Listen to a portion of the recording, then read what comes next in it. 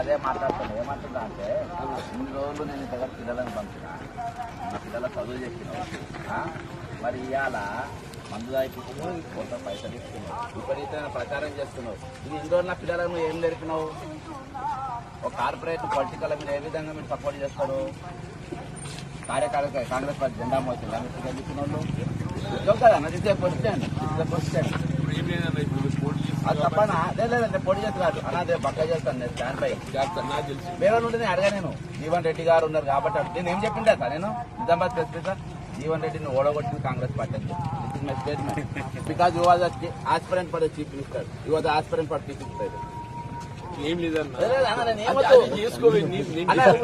కాంగ్రెస్ పార్టీకే ఓటు వేయమని చెప్పి నేను కూడా వాళ్ళకే వేయమంటే, ఎందుకంటే జీవన్ రెడ్డి గారు వచ్చింది కాబట్టి. కానీ వాస్తవం అనేది తెలవాలి కాబట్టి చెప్తాను. This is the reality. Reality and corporate has entered the political mafia. This will be a danger for the coming days. Corporate అంటోడు పొలిటిషియన్ రావద్దు, వాళ్ళని ఎంకరేజ్ చేయొద్దు. నా బాధ అదేనా? నువ్వు నిలబడితే కానీ ఎవరు నిలబడి వచ్చిన కాదు. అన్ని 3 పార్టీలు మాఫియా పొలిటికల్ వీళ్ళనే పెట్టి దీనిపై తెలంగాణ తెచ్చుకోవాలని